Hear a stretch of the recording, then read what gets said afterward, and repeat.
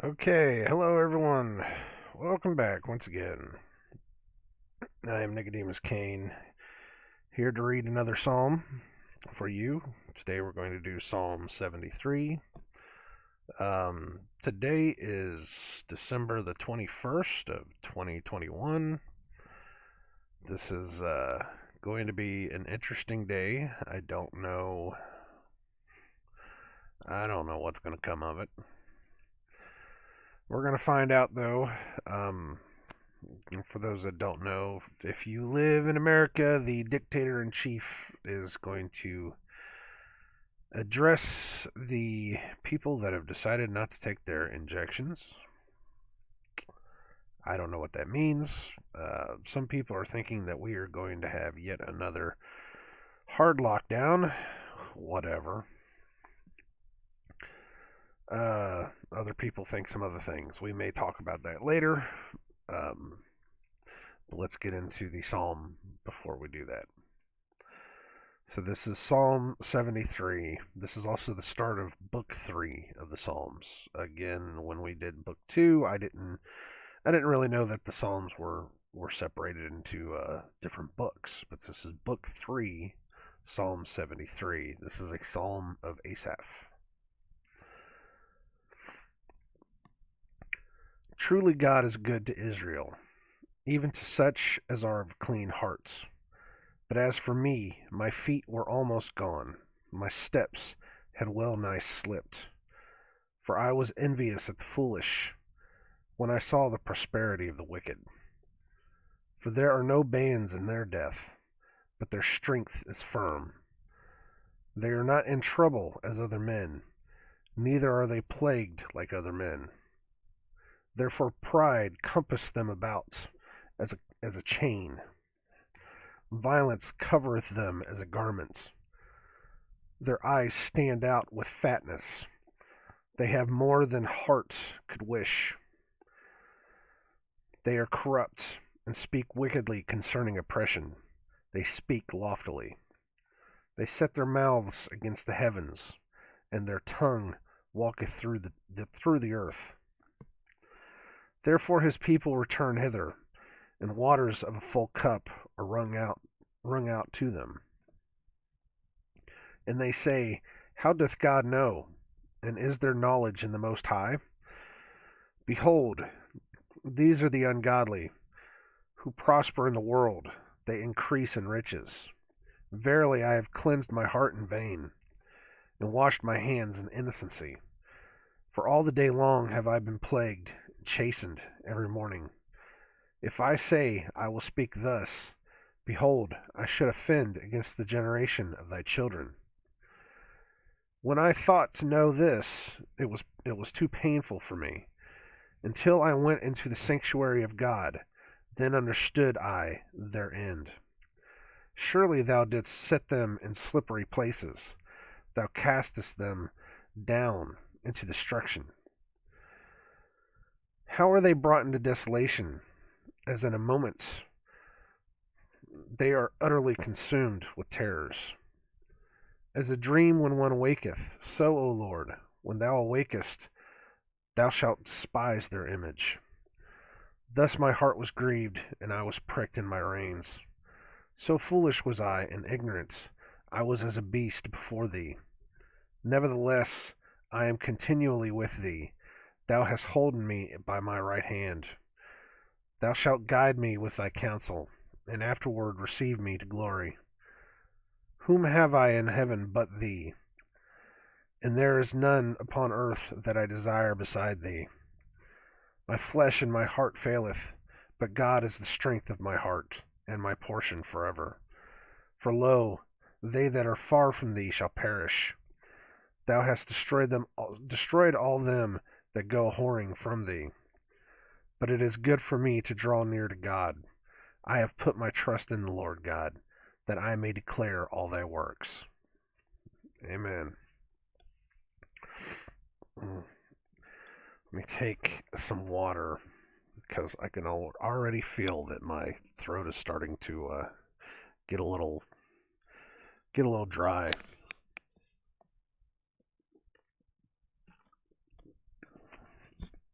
So we have the granddaughter for the past 2 days. Um, I think we have to take her back tonight, but we've had her overnight for the past 2 days, and uh, my wife has been sleeping with her. Um, you know, she's still 3. Plus, she's in a new house. We're in a new house. She hasn't slept in this house before, and you know, so she's been sleeping with her, and that means I've been sleeping alone. So I, when I sleep alone, I sleep different.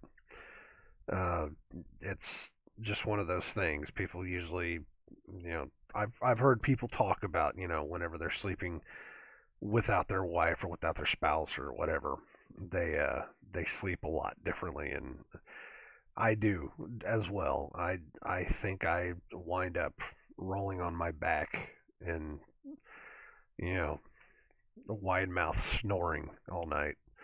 So it's been different. It's because you just get used to that person beside you, and when they're not there, it's you change. You sleep different. Your patterns just change. So, anyways, I definitely want to go back through some of this. I'll probably go through all of it. That's how I've been doing. Um, Truly, God is good to Israel, even to such as are of a clean heart. But as for me, my feet were almost gone, my steps had well nigh slipped. For I was envious at the foolish when I saw the prosperity of the wicked, which is one of the worst things to overcome, is to see how much the worst people in this world will prosper, how much they will gain not only all of their riches, but all of their fame, all of their glory, and all they do is squander it. I think it even says something about it in here. Um, they just they have all of that power, all of that wealth, and all they do is go buy themselves the nicest things, the best things, and never give anything back to anyone or try to help anyone. These millionaires are going out and buying 100-acre lots, setting up a $20 million mansion on it, and then hiding themselves in these gigantic palaces. And not even half a mile away, you have people that are living in slums. And it's not that these people have to take care of everybody, but it's just you gain all of that just to keep it for yourself. And not only that, you've got these. I mean, we can talk about the billionaires. We talk about the ones that the top 10 most wealthiest people in the world that are now deciding the fate of the world, which is the worst. you know, but that's one of the hardest things, especially if you are trying to be of a humble heart and trying to not worry about the things of this world. If you're coming up and you're seeing these people that they have all of this stuff, and they get richer and richer the more satanic they get, the more evil they get. They just gain more and more and more, and you tend to want to angle yourself towards that. It's like, oh, I can be a millionaire. All I got to do is sell my soul to Satan. I don't know how many times that I've heard so many different rock stars, pop stars, everybody say the same exact line over and over again. I wanted to be this, I wanted to be that, so I sold my soul to the devil. And it's like, people scoff at that. It's like, oh, that just means that they're just selling themselves out to, the industry, that, blah, blah, blah, blah, blah. And it's like, no, man, it's these people are literally selling their souls to the devil. They're literally selling themselves out to this. You have to understand how this works, because you're sitting there, you're doing your 9 to 5 job, and if you're a musician, you're probably going on the weekends to some, you know, lame ass bar that you're playing your songs to with your, maybe 20, 30 people that want to listen to you. You might take a tour around, but you're not going to go anywhere unless you play the game. And in order to play that game, you got to do some pretty nasty things. That's the truth of it. There are no natural comeuppances anymore in the entertainment industry. Not really. Even the bands you would think came up naturally, they've had to sell themselves out. I can go into that. I've looked at the histories of bands, especially since my eyes have been opened for the past, 5 6 years. That I can see it. I can see the point where they made the decision that they needed to make a sacrifice, and once that sacrifice was made, their their careers just skyrocketed. And from that point on, the music changed, the band changed, and it became more evil.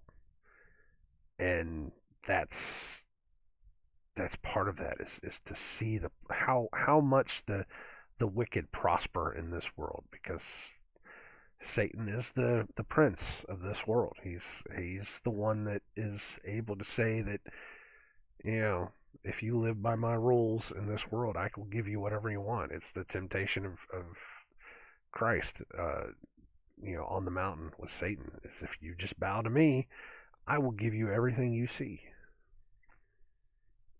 That's what it is. It's the prosperity of the evil on this world. You don't want the prosperity of this world. You are setting up your prosperity in the next world. Don't ever sell yourself out to this world. For there are no bands in their death, but their strength is firm. They are not in trouble as other men, neither are they plagued like other men. Therefore pride compassed them about as a chain, violence covered them as a garment. Therefore pride compassed them about as a chain. Pride is a chain. Pride goeth before the fall, and a haughty mind leadeth to destruction.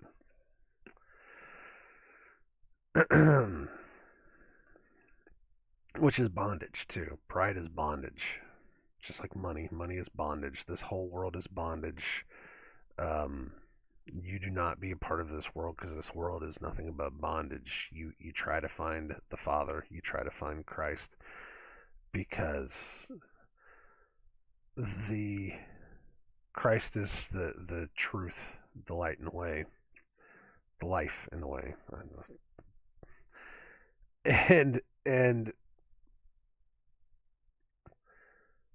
the truth shall make you free. That is a literal concept. The truth shall make you free. The truth shall snap the chains of bondage of this world, so that you may be free of this world. Their eyes stand out with fatness. They have more than heart could wish. They have more than heart could wish. Okay. Thought I was reading that wrong. They are corrupt and speak wickedly concerning oppression. They speak loftily.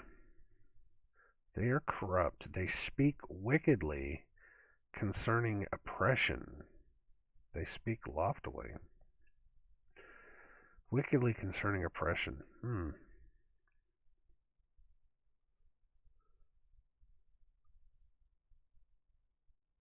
That's an interesting line. They speak wickedly concerning oppression. So, to speak wickedly is to speak falsely, to lie about it. So they lie concerning oppression. And if they are talking about someone that's oppressed, then they are talking about the wrong people that are oppressed. Are they talking about themselves being oppressed? They speak loftily, which means to speak about themselves, to speak highly. They talk about themselves being oppressed because they have so much wealth. That's an interesting concept. How does that relate to the world? Submit your answers below. They set their mouth against the heavens, and their tongue walketh through the earth. Therefore his people return hither, and the waters of a full cup are wrung out to them. The waters of a full cup are run out to them.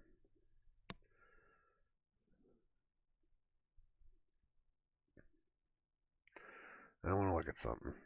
Just that there's a reference to Psalm 75:8. For in the hand of the Lord there is a cup, and the wine is red. It is full of mixture, and he poureth out the same. But the dregs thereof, all the wicked of the earth shall wring them out and drink them. So that is similar to the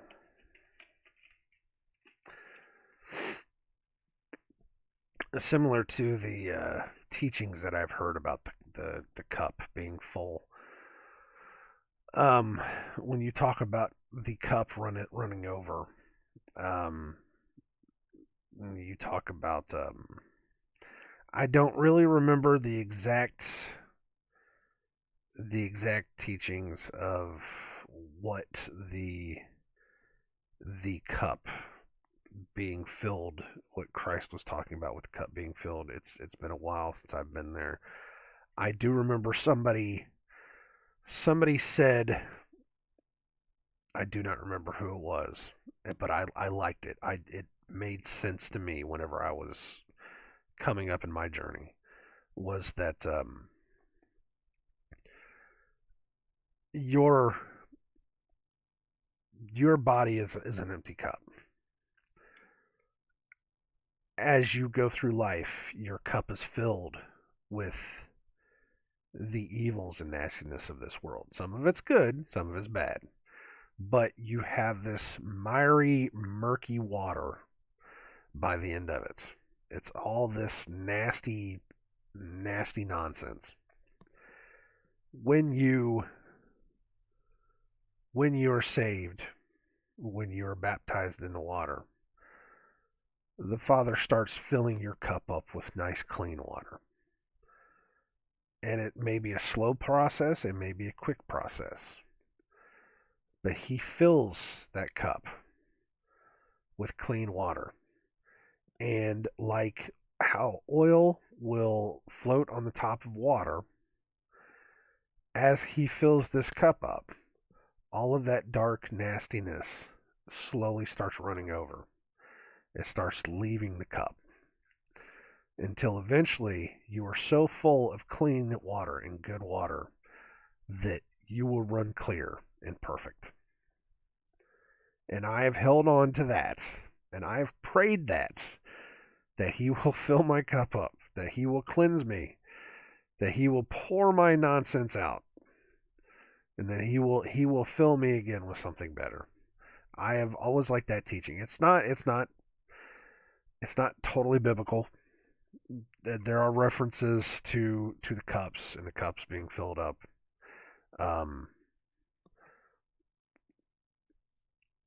But that is something that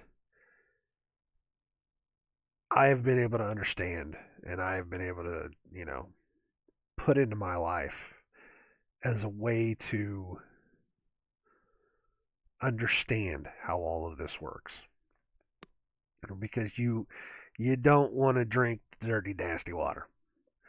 You want to have something clean and pure, and the Father purifies your water.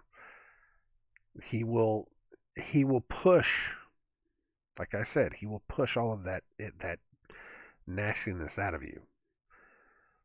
He will fill your cup up until you are so full of perfection you are overflowing.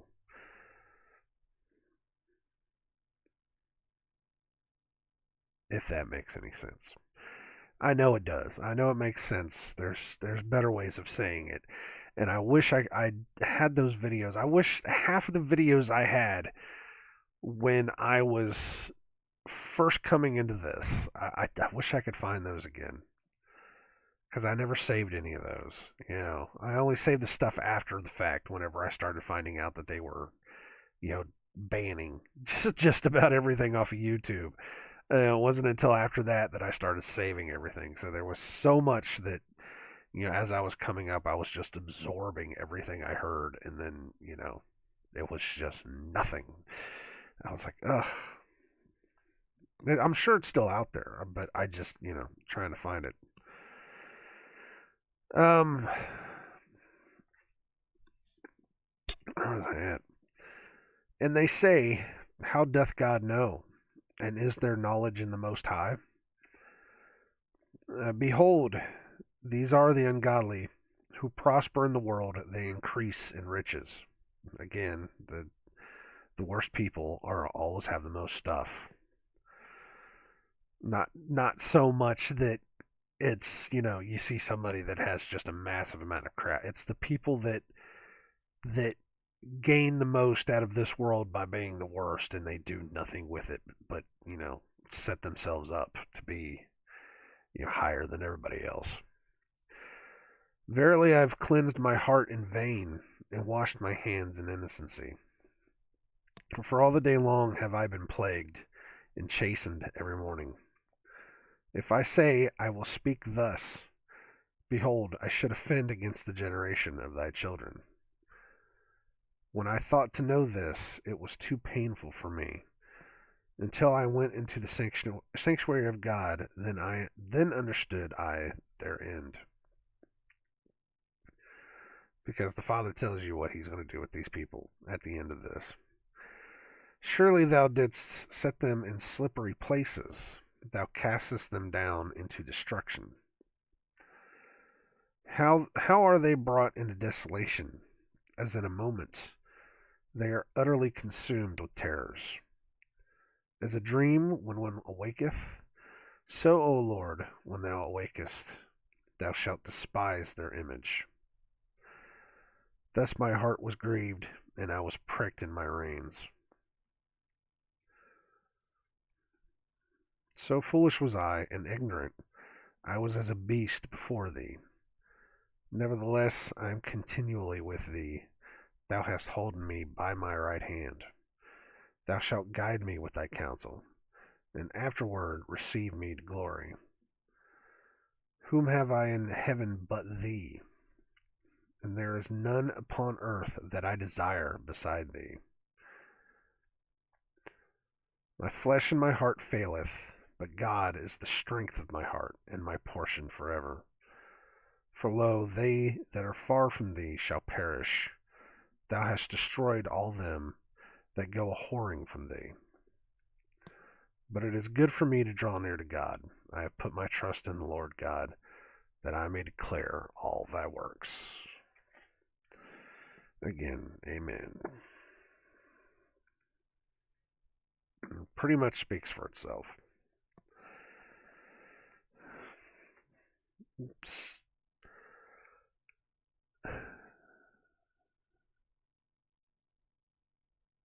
It goes without saying that to build up the riches in this world will get you nothing in the next world, because you can't take it with you. no matter how much Egypt tries to tell you that putting all of your treasures in the tomb with you lets you take it with you, you don't get to take it with you. Because just about every tomb in Egypt has been ransacked and looted. So all of this all of this crap that we have here, it's just nothing. It's just meaningless. Yeah, the Bible literally calls it vanity. You store these things up for vanity, for yourself. But they avail you not. They do nothing for you. They will all be washed away. You will more than likely have it all taken away from you than you will ever be able to take it with you. So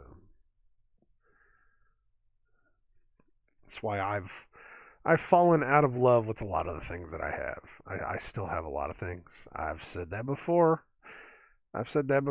and I've been compelled and convicted to push away a lot of things, but I still have more. I've always been a collector. I've always been that guy.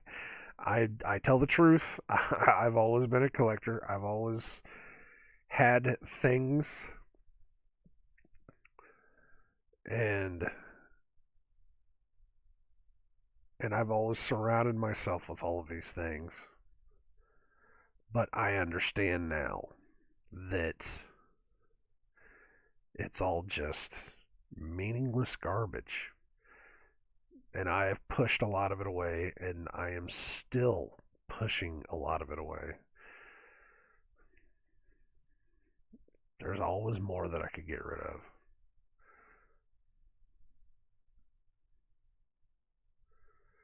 But there's always something in the back of my head that tells me to keep it because we may need it for bartering.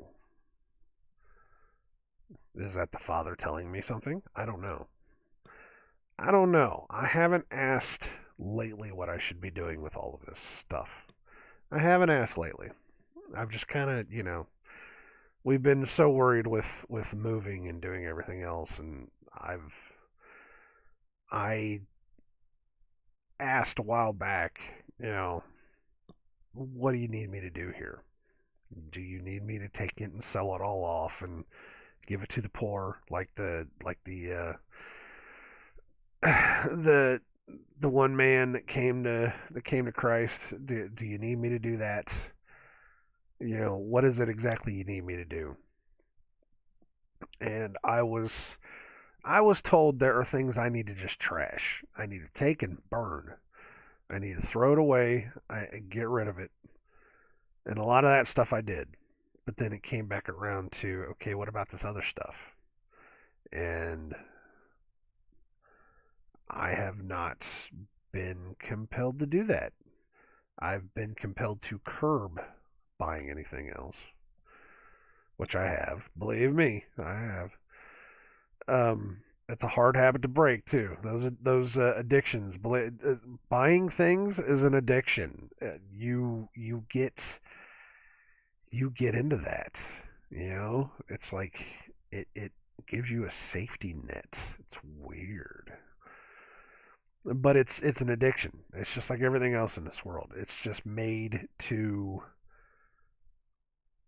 make you become more of a consumer, more of an addict. So I've kind of taken the stance of, when it comes time to figure out what we're going to do, then, I will ask God and see what He wants me to do. So right now,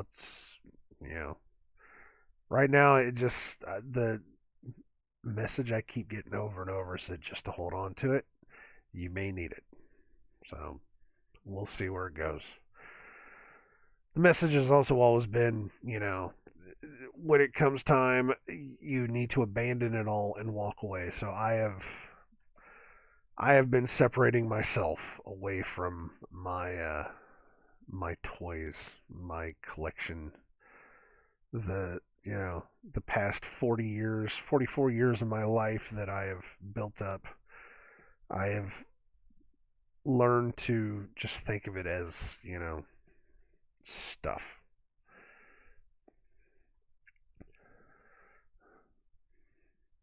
But you don't let it you don't let it give you a haughty mind. You don't let it turn you. You don't let it make you evil. You know, it's a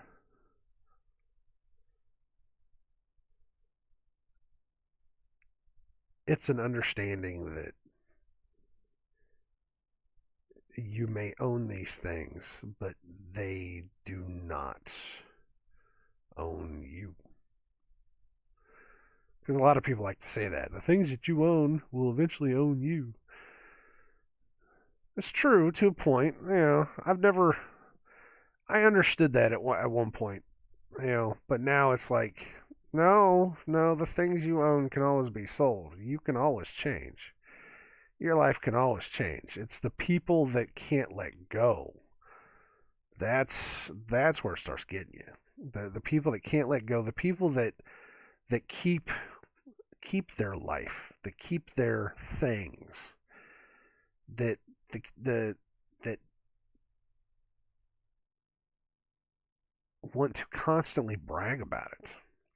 Those are the ones that are owned by it.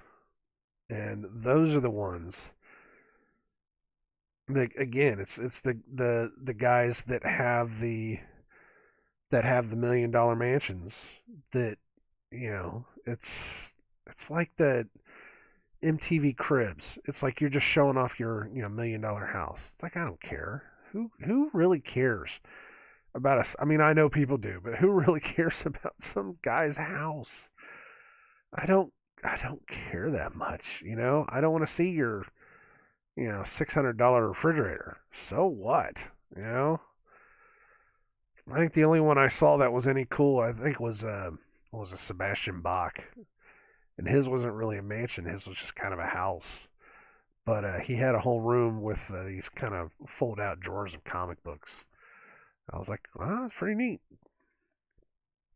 But it's like everybody else is just, y'all can come see the pool.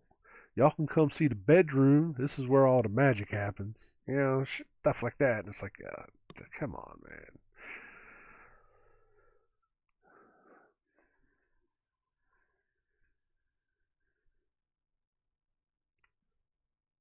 But if you are not humble for yourself, if you are not humble in your life, you can be consumed with trying to keep up with the prosperity of the wicked people of this world. You will go to any lengths whatsoever to be as rich as that basketball star, or try to do everything you can to get that music contract because you think it's going to get you somewhere, and you'll do some pretty despicable things, and that's just not a way to live. That's just not a way to live at all. And people have idolized that. You literally let them call it American Idol. you've, you've literally let them call it American Idol, and so many people fell into that trap. You're literally idolizing these people. Do you not see it? Even the best Christians I have heard, um, you know, they'll get out of church and be like, "Oh, we're gonna watch American Idol tonight." It's like, what? You not hear what you're saying? you know. But then again, there's I'm believing people whenever they say there's two aspects to Christianity. There's Christianity and then there's churchianity. Um, and I'm definitely believing that people just they want to live their life however they can because you only live once, and God will forgive you, which is just not in the book. If if people would just stop and read the book, they would understand, man. Just, I don't. I could go on and on about that, and I would just wind up talking myself in a circle because it just constantly. It's one of those things, you know. It's just one of those things that's. It's never going to get resolved. It's never going to get resolved. It's going to keep going and going and going, and people are just going to be the way they're. Excuse me. People are going to be the way they're going to be, and until it consumes them, and then by that point it's too late. The biggest problem now, I guess, the tie-in here. There's a tie-in here that there are people now that have what they have. They may not have everything in the world, but their lives now revolve around these things that they have acquired in life. The this also, it goes along with going to church on Sunday and to take care of all the sins you had on Saturday. You have people now that are out there selling themselves out in order to keep living their life. The conversation came up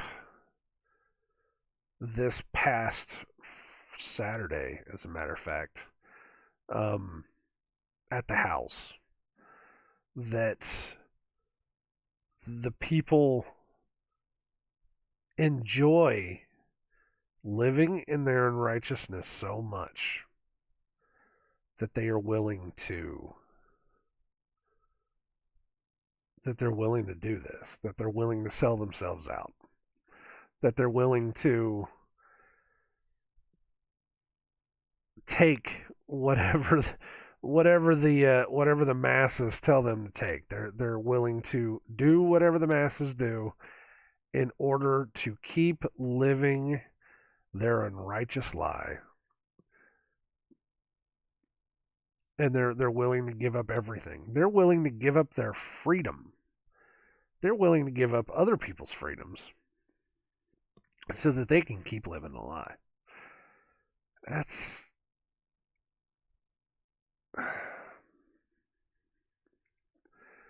the look of shock and disgust on my face doesn't come along, or doesn't come across whenever I've got the. But yeah, that's exactly where it is right now.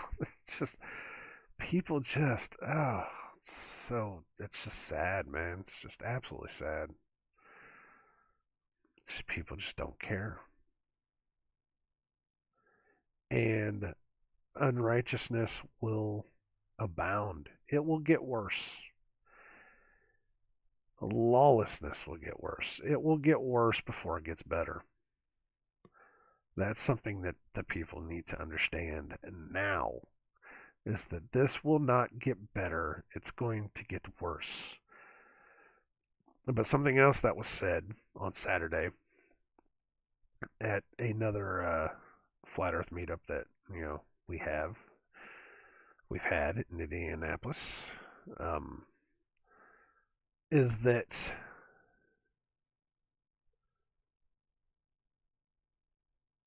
the darker things get, the more the light will shine. I overheard that. I wasn't really part of that conversation, but I overheard that, and that's true. As the darker it gets, the more that the lights will get brighter. So you will see just pure evil everywhere, but you will also see, those that do good will increase. Will increase to the point that there'll be beacons. There'll be beacons for other people to come find. And that's all you can hope for, I guess.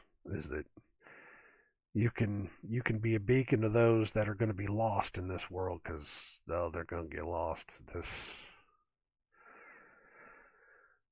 again, I don't know where it's going. I don't know where it's going. I don't know what's going to happen. I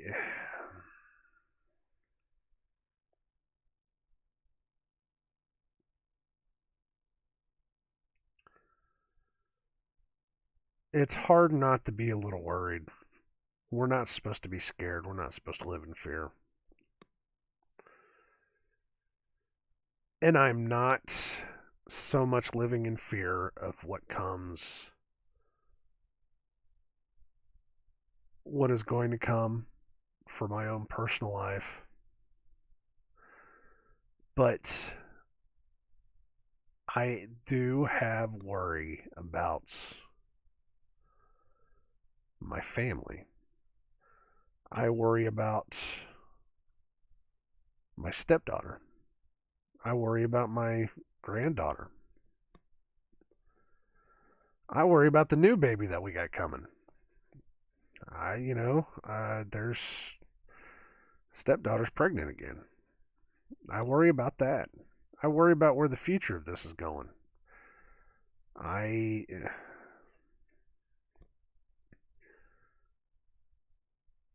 The hardest part is I can only say so much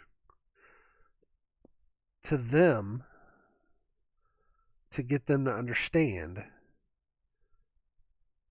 how bad the world is going to be getting before they shut me down because they just don't want to hear it because they're just not listening. They don't want to listen to it. They're part of that where it's blissful ignorance that falls into going along with society just to get along. It's one of those kinds of things. And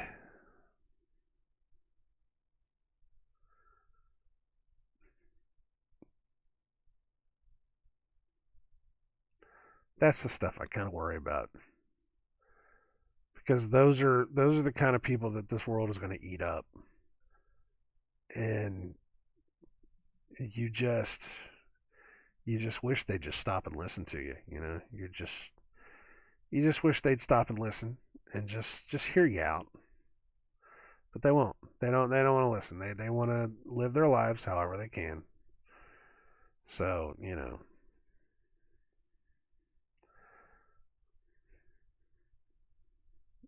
we're trying to teach our grandbaby to be as good as she can be. She doesn't understand right now. She's only 3 years old.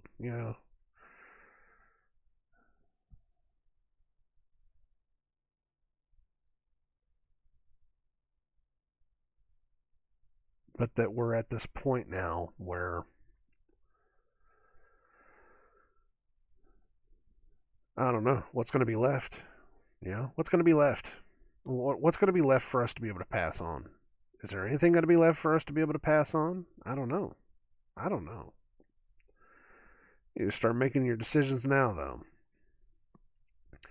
though. If anybody can get this before the dictator in chief gives out his speech, whatever it's going to be, I got a feeling he's gonna make everybody's life a living hell. Um, I always say be prepared. If you can get out and stock up on some things, do it. I should have said this yesterday or the day before, but I wasn't really thinking about it. Um, and honestly, I didn't really think about, how bad it could be. We went out last night. I said, we needed to go out and get a couple things for the house. And I was like, you know what? If there's anything that we need to pick up, big things that we need to pick up, we should go ahead and pick them up now. And of course, my wife said, why? And I said, because I don't know what's going to happen tomorrow. I really don't.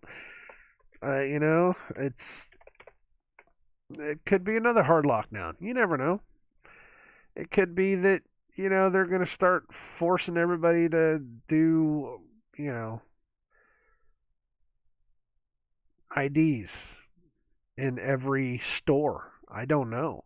I don't know. I don't know if this town that we live in now will fall for that nonsense because, again, this is the kind of town where they still sell guns at the Walmart. Thankfully. Oh, thankfully.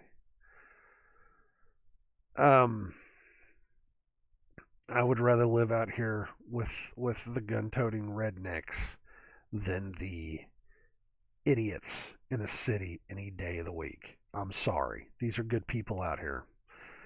They know how to protect themselves and they know to not take any nonsense from people.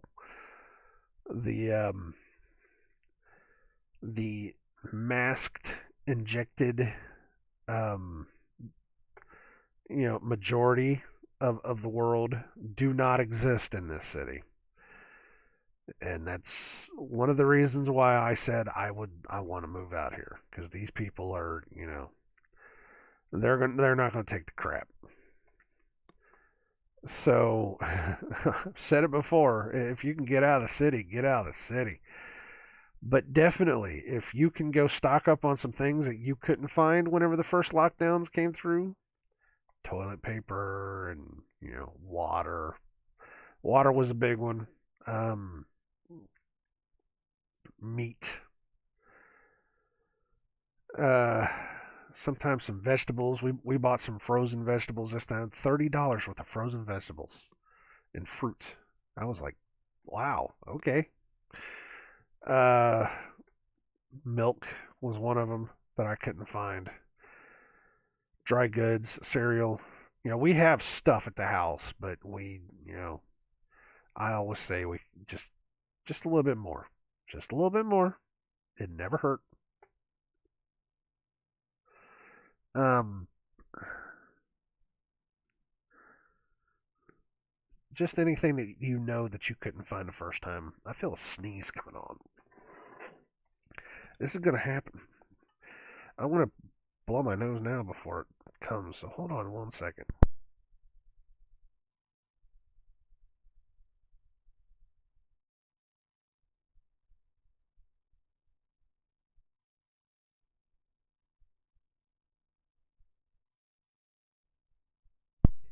Rubbed my nose raw yesterday because I was blowing my nose so much.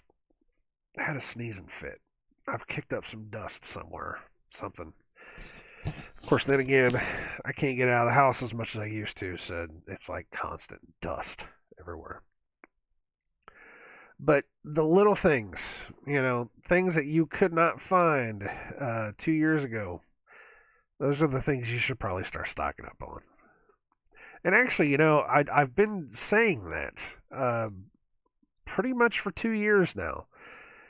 Just buy stuff, buy little things, buy the food, buy the stuff that's going to get you through. I know that God will provide when the time comes. God will provide you, and He will give you the things that you need to get through if you ask, and that's fine.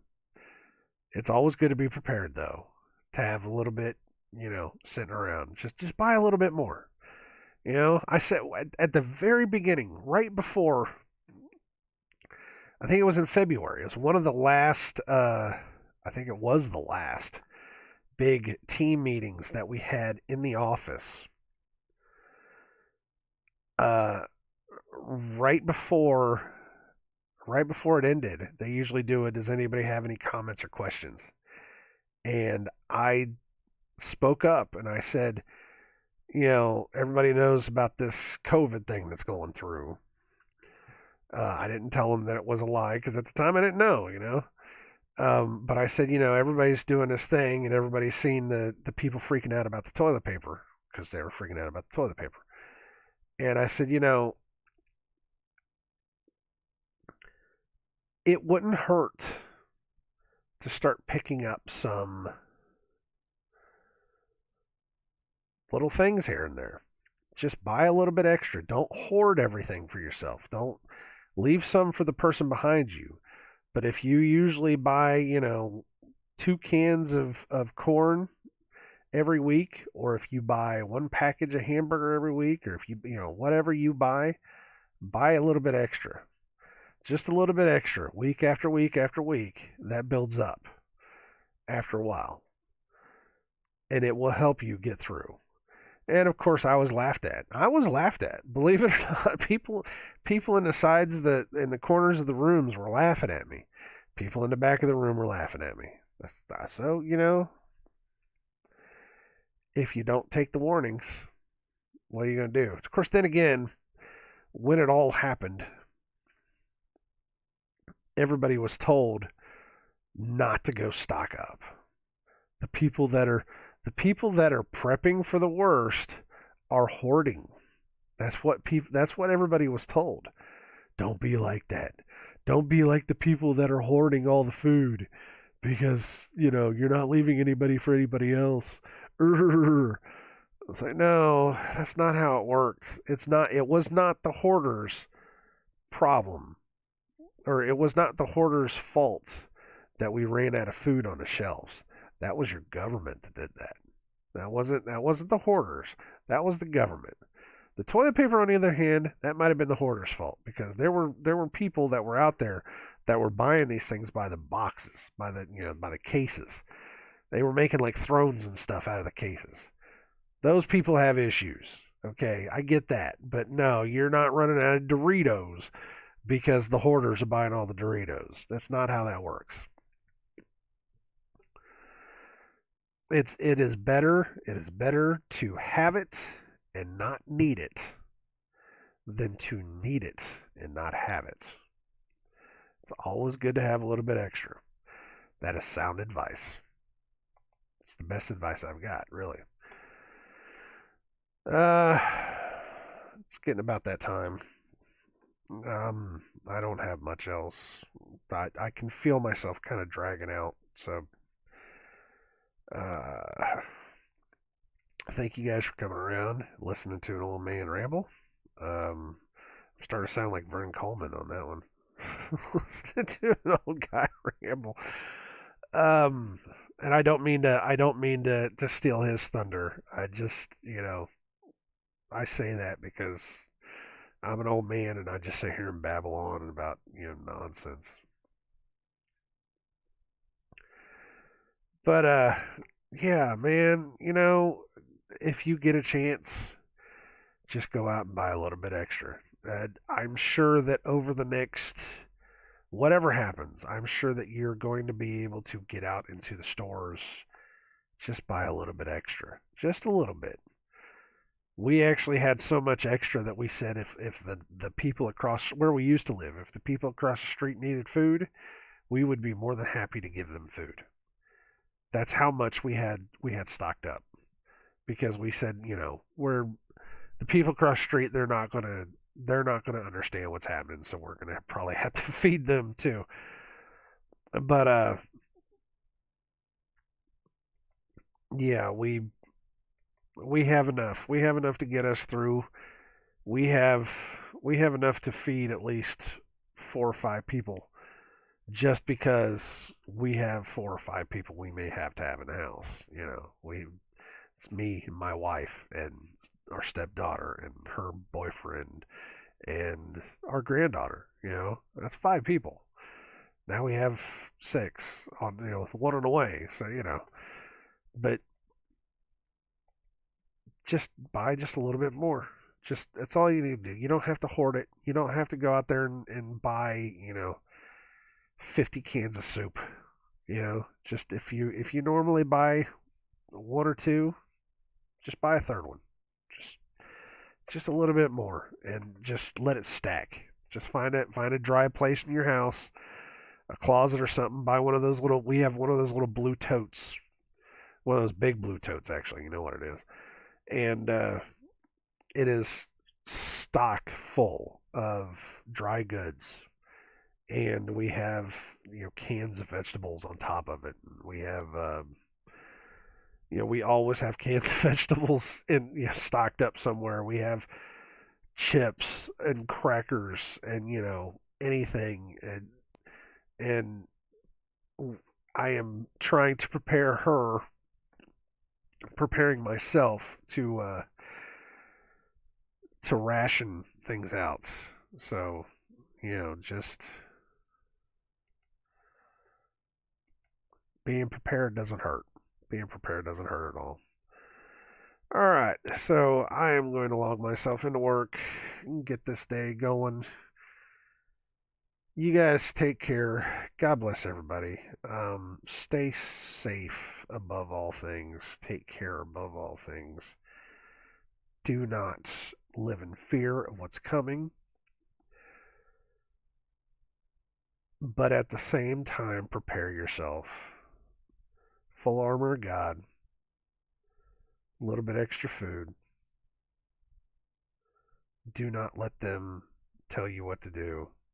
I could have gone on this big rant about where all the patriots are, but that didn't that didn't happen. I when I do these, I kind of let God take the reins, and He says what needs to be said, and so everything that I was thinking about while I was in the shower just didn't come around, I guess. So I shall talk to you guys later. You take care, and see you tomorrow. Take it easy.